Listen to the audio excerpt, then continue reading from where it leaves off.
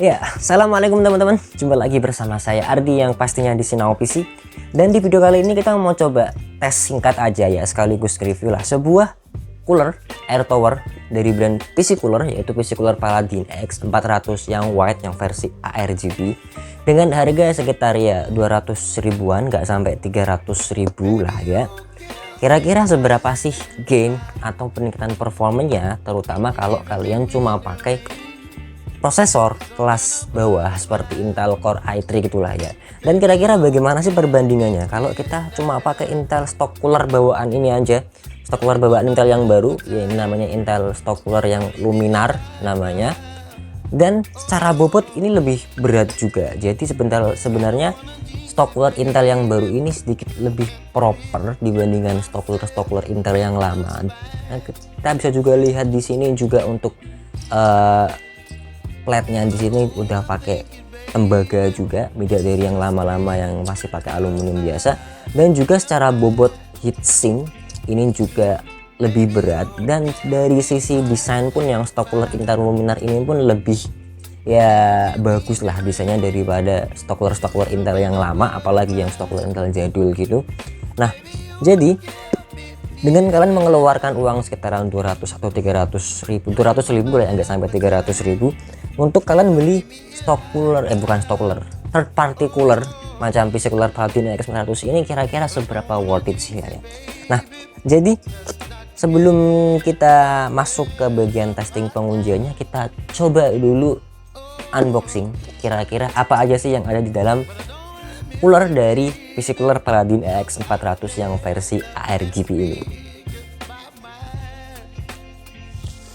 Oke, dan ini adalah tampilan dari sebuah cooler 120 mm dari brand PC Cooler dengan seri Paladin X400. Ini yang versi putih, dan ini ada dua versi sebenarnya, ada versi yang warna putih dan juga ada versi yang warna hitam. Dan ini untuk tampilan bungkusnya seperti ini. Di bagian sebelah sini ada informasinya mengenai untuk soket AMD dan Intel itu bisa, dia pakai 4 buah headpad, dan di sini pakai colokan PWM fan kalau kita lihat dari sisi sebelah sini.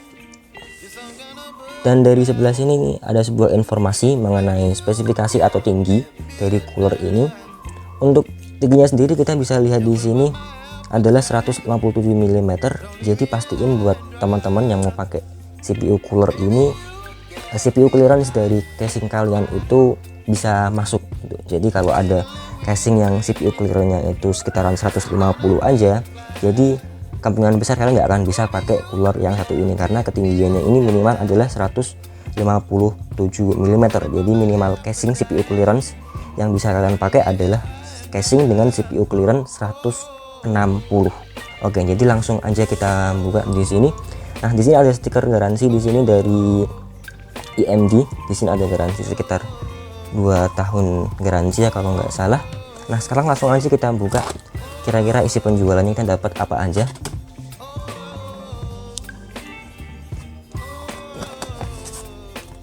Oke, dan ini adalah isi dalam dari CPU cooler ini. Kita coba balik.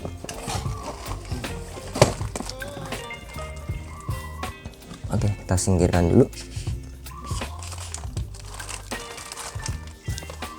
Nah, kita coba bahas dulu mengenai kelengkapannya yang dipakai ini apa aja. Kelengkapannya ada di dalam box, dibungkus warna putih seperti ini, sangat rapi. Dan kita coba buka di dalamnya. Di sini kita dapat perlengkapan apa aja. Nah, kita coba buka dulu.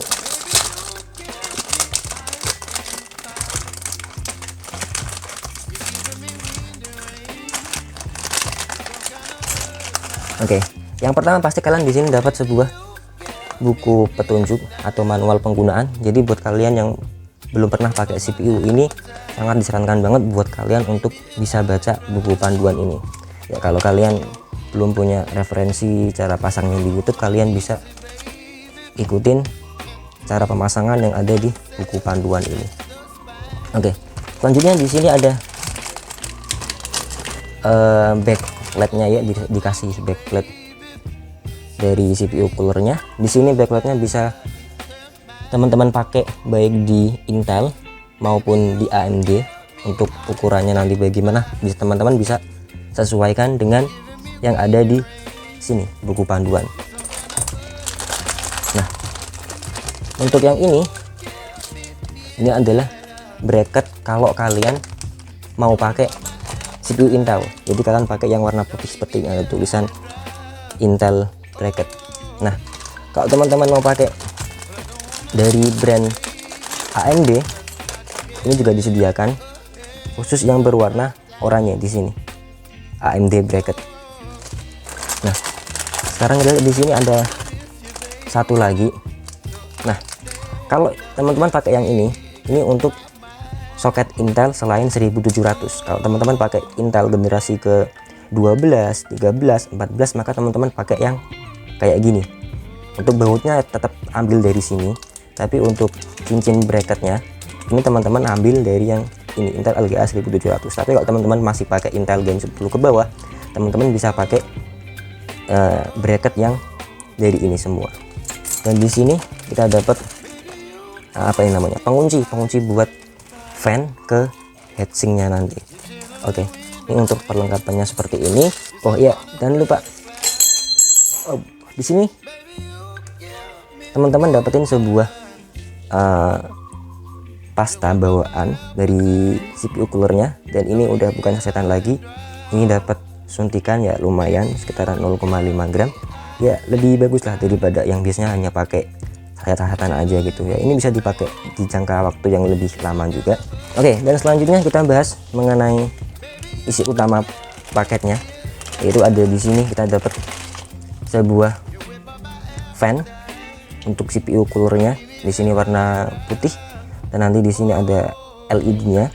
Untuk kabelnya di sini dia pakai kabel 4 pin TWM dan colokan 3 pin. Ini untuk ARGB-nya, dan ini untuk bisa muter. Jadi kita butuh 2 colokan seperti ini. Dan kalau kita baca di spesifikasinya, untuk bearing yang dipakai di fan-nya ini dia menggunakan sistemnya hydro bearing. Kemudian untuk kecepatan fan-nya atau fan speed-nya di sini berkisar antara 400 sampai 1800 RPM. Ya bisa terbilang ya cukuplah untuk cooler dengan harga di bawah 300 ribuan dengan RPM berkisar di antara 400 sampai 1800 RPM. Nah, kemudian untuk kekuatan penarikan anginnya di sini adalah 73,6 CFM untuk kekuatan penarikan anginnya. Kemudian untuk air pressure-nya itu sekitaran 2,1 mm untuk tekanan udara yang bisa disedot oleh CPU fan ini. Nah, untuk noise-nya sendiri dari fan ini ya standar lah, fan 200-300 ribuan. Di sini untuk fan noise-nya berkisar antara 16 sampai 28,6 desibel. Jadi untuk di kecepatan terendahnya yaitu 400 RPM, untuk noise-nya sekitaran 600 desibel aja. Dan kalau ini full load sampai 1800 RPM, untuk fan noise-nya bisa sampai 28,6 desibel. Nah, di sini untuk LED tipenya di sini tertulis adalah addressable RGB. Artinya selagi motherboard kalian itu support untuk ARGB, itu artinya teman-teman bisa setting warnanya di PC kalian lewat sistem motherboard kalian. Nah, sekarang kita masuk ke bagian heatsinknya. Di sini heatsinknya gede banget di sini, dan tingginya tadi disebut sekitaran 157 mm atau 15,7 cm. Jadi pastiin buat casing kalian CPU clearnya itu minimal 160. Kadang ada casing-casing yang CPU clearnya cukup mungil ya, sekitar 150. Jadi kalian nggak bisa pakai ini. Kalau teman-teman punya casing dengan CPU clearance sekitaran 150 ya, kayak Cube Gaming, Caddy dan lain sebagainya, itu teman-teman bisa pakai deep cool aja yang AG400 ya, walaupun rada-rada mepet juga sih. Teman-teman bisa pakai yang CPU cooler 9 cm gitu ya. Nah, untuk beratnya ini sendiri tertulis adalah 500 gram untuk heatsink dan juga fan-nya nanti. Jadi untuk motherboard dengan chipset low seperti H series masih bisa kuat untuk menghandle beban dari si CPU cooler ini.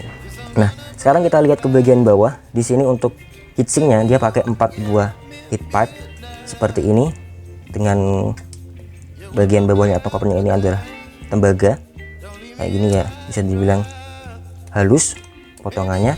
Dan nanti jangan lupa buat teman-teman sebelum masang ini harus dilepas terlebih dahulu ya, jangan sampai enggak dilepas. Ada sebuah penutup atau cover ini dari plastik dan ada tulisan PC coolernya ini.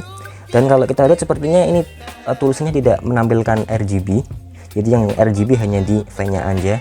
Untuk yang di sini tidak menampilkan RGB, karena kalau ini juga menampilkan RGB seharusnya di sini ada kabel konektornya lagi untuk adjustable RGB-nya juga. Oke, dan ini adalah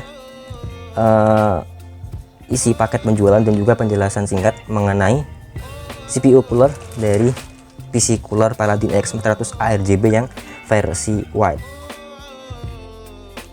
Nah, langsung aja kita masuk ke sesi hasil pengujiannya. Untuk testbed teman-teman bisa lihat sendiri di layar ini. Untuk prosesor kayak yang aku bilang di depan tadi, kita mau pakai prosesor kelas entry level di sini yaitu Core i3 12100. Untuk ambient suhu ruangan di sini nggak pakai AC, hanya suhu kamar aja, suhu ruang. Dan untuk lokasi ada di dataran rendah ya, sekitaran daerah Pantura lah, jadi kalian mesti tahu gimana panasnya di sini. Dan sekarang kita coba pertama untuk suhu idle-nya, nggak ngapa-ngapain.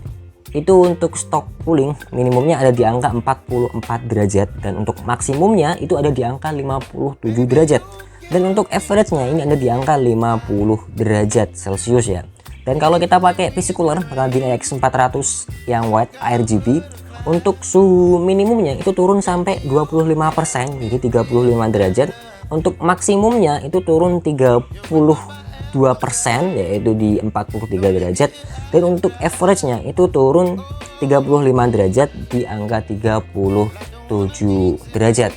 Nah, lanjut untuk sintetik, kali ini kita pakai Cinebench R23. Di stock cooling suhu minimumnya itu ada di angka 50 derajat. Kemudian untuk suhu maksimumnya ini cukup tinggi, itu di angka 87 derajat.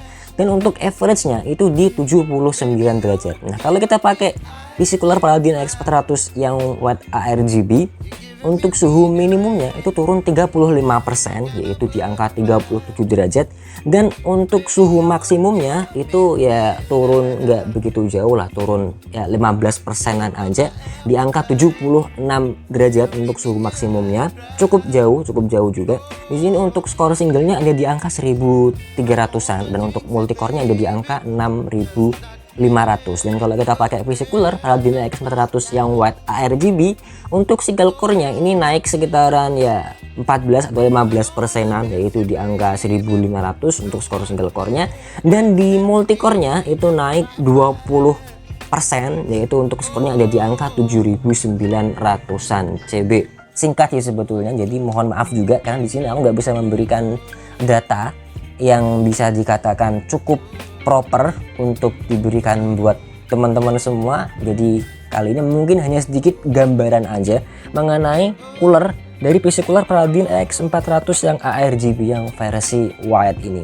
Dan mungkin itu aja di video kali ini. Kita kembali lagi di video-video ke depan, tetap bersama saya Ardi yang pastinya di Sinau PC. Terima kasih. Wassalamualaikum warahmatullahi wabarakatuh.